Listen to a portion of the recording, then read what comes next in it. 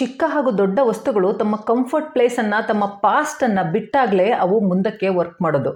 For example, ಒಂದು ರನ್ವೇಯಲ್ಲಿ ನಿಂತಿರೋ aeroplane ಯಾವಾಗ ವರ್ಕ್ ಆಗುತ್ತೆ, ಆ ಜಾಗವನ್ನು ಅದು ಬಿಟ್ಟು ಆಕಾಶದಲ್ಲಿ ಹಾರಿದಾಗ.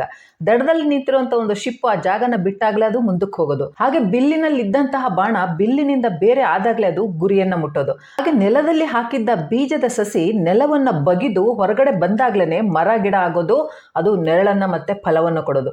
ಇದೆಲ್ಲ ಯಾಕೆ ಹೇಳ್ತಾ ಇದ್ದೀನಿ ಅಂದರೆ, ನಾನು ಮತ್ತೆ ನೀವು ಇದೇ ಕ್ಯಾಟಗರಿಲೇ ನಾವು ಬರೋದು.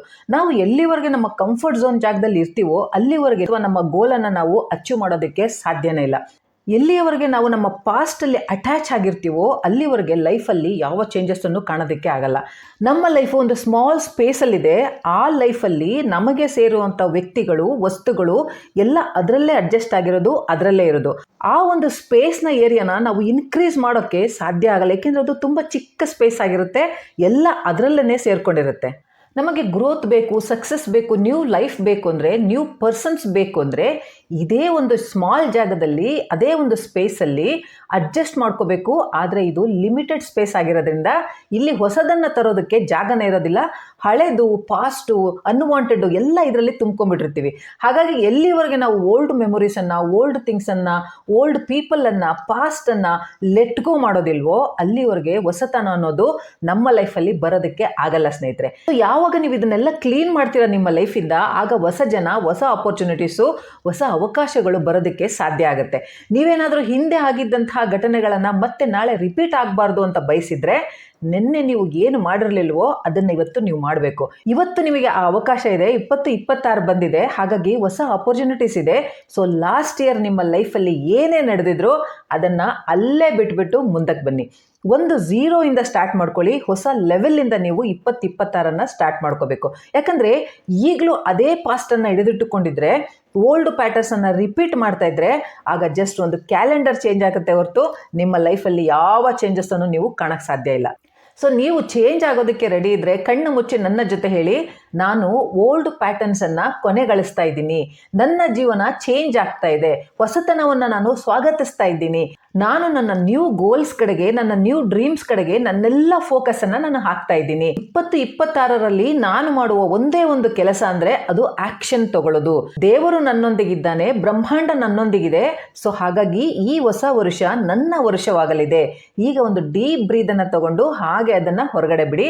ಫೀಲ್ ಮಾಡಿ, ನಿಮ್ಮ ಹೆಗಲ ಮೇಲಿದ್ದ ಒಂದು ಹಳೆಯ ಒಂದು ನೆಗೆಟಿವ್ ಫೇಲ್ಯೂರ್ ಬ್ಯಾಗ್ ಏನಿತ್ತು, ನಿಮ್ಮ ಹೆಗಲಿಂದ ಅದು ಇಳಿದಿದೆ, ಕೆಳಗೆ ಬಿದ್ದಿದೆ ಅಂತ.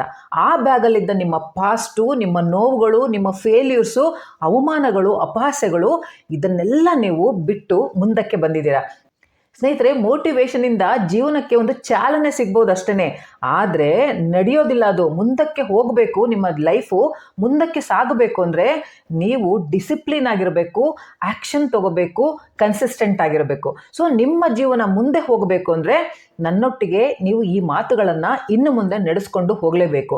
ನಿಮ್ಮ ಫೋನಲ್ಲಿ ಹೇಗೆ ನೀವು ಸ್ಟೋರೇಜ್ ಫಿಲ್ ಆದಾಗ ನಿಮ್ಮ ಹಳೆಯ ಇಮೇಜಸ್ನೆಲ್ಲ ಹೇಗೆ ಡಿಲೀಟ್ ಮಾಡ್ತೀರಾ, ಹೊಸ ಇಮೇಜಸ್ನ ಸ್ಟೋರ್ ಮಾಡ್ತೀರಾ, ಹಾಗೆಯೇ ನಿಮ್ಮನ್ನು ಹರ್ಟ್ ಮಾಡಿರುವಂಥ ಜನರನ್ನು, ಮೋಸ ಮಾಡಿರುವಂಥ ಜನರನ್ನು, ನೆಗೆಟಿವ್ ಜನರನ್ನು, ಟಾಕ್ಸಿಕ್ ಜನರನ್ನು, ನೆಗೆಟಿವ್ ಮೆಮೊರೀಸನ್ನು, ಓಲ್ಡ್ ಪ್ಯಾಟರ್ನ್ಸನ್ನು, ಹಳೆಯ ನೋವುಗಳನ್ನು ಎಲ್ಲವನ್ನು ಡಿಲೀಟ್ ಮಾಡಿಬಿಡಬೇಕು.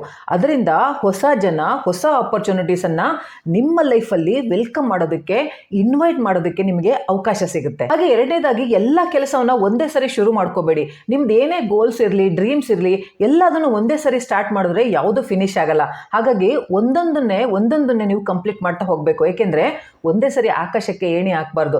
2026ರಲ್ಲಿ ದಿನಕ್ಕೆ 5% ಥರ ನಿಮ್ಮನ್ನು ನೀವು ಬೆಟರ್ ಮಾಡ್ತಾ ಹೋಗಿ. ಒಂದು ಗೋಲನ್ನು ಅಚೀವ್ ಮಾಡ್ಕೊಳ್ಳಿ, ನಂತರ ಇನ್ನೊಂದು ಗೋಲನ್ನು ಟಚ್ ಮಾಡಿ. ಯಾಕಂದರೆ ಕನ್ಸಿಸ್ಟೆಂಟ್ ಆಗಿ ಇದನ್ನು ಮಾಡ್ತಾ ಇದ್ರೆ ವರ್ಷದ ಕೊನೆಯಲ್ಲಿ ನೀವು 100% ಪರ್ಫೆಕ್ಟ್ ಆಗಿರ್ತೀರಾ, ಒಳ್ಳೆ ರಿಸಲ್ಟನ್ನು ನೀವು ತಗೊಳ್ತೀರಾ. ಇದು ಪ್ರೂವನ್ ಫ್ಯಾಕ್ಟು. ಸೊ ಇಯರ್ ಎಂಡಲ್ಲಿ ನೀವು 100% ಬೆಟರ್ ಪರ್ಸನ್ ಆಗ್ತೀರಾ. ತುಂಬ ಕಾಂಪಿಟೇಷನ್ ಇದೆ ಅಂತ ಅನ್ಕೊಳಕ್ಕೆ ಹೋಗ್ಬಿಡಿ, ಯಾಕೆಂದರೆ ತುಂಬ ಜನ ಅದರಲ್ಲಿ ಡಿಸ್ಟ್ರಾಕ್ಷನ್ ಆಗಿಬಿಟ್ಟಿರ್ತಾರೆ. ಸೊ ನಿಮಗೆ ಇದು ಒಂದು ಒಳ್ಳೆ ಆಪರ್ಚುನಿಟಿ, ಒಳ್ಳೆ ಅವಕಾಶ. ಆ್ಯಂಡ್ ಮೂರನೇದಾಗಿ, ನಿಮ್ಮ ಬೆಸ್ಟ್ ಫ್ರೆಂಡು ನೀವೇ ಆಗಿರಬೇಕು ಸ್ನೇಹಿತರೆ. ಪ್ರಪಂಚದಲ್ಲಿ ನಿಮ್ಮನ್ನು ಜಡ್ಜ್ ಮಾಡೋದಕ್ಕೆ ತುಂಬ ಜನ ಇದ್ದಾರೆ, ನಿಮ್ಮ ಕಾಲೆಳೆಯೋದಕ್ಕೆ ತುಂಬ ಜನ ಇದ್ದಾರೆ, ನಿಮ್ಮನ್ನು ಹಾಳು ಮಾಡೋದಕ್ಕೆ ತುಂಬ ಜನ ಇದ್ದಾರೆ, ಹಾಗೆ ನಿಮ್ಮ ಬಗ್ಗೆ ನೆಗೆಟಿವ್ ಗಾಸಿಪ್ ಮಾಡೋದಕ್ಕೆ ಬೇಕಾದಷ್ಟು ಜನ ಇದ್ದಾರೆ. ಸೊ ನಿಮ್ಮ ಬಗ್ಗೆ ನೀವೇ ನೆಗೆಟಿವ್ ಸೆಲ್ಫ್ ಟಾಕ್ ಮಾಡ್ಕೊಳ್ಳೋದನ್ನು ನಿಲ್ಲಿಸ್ಬಿಡಿ. ಯಾವಾಗಾದರೂ ನಿಮಗೆ ನೆಗೆಟಿವ್ ಥಾಟ್ ಬಂದರೆ ಕನ್ನಡಿ ಮುಂದೆ ಹೋಗಿ ನಿಂತ್ಕೊಂಡು ಹೇಳ್ಕೊಳ್ಳಿ, I am the best, I am the best, I am the best ಅಂತ.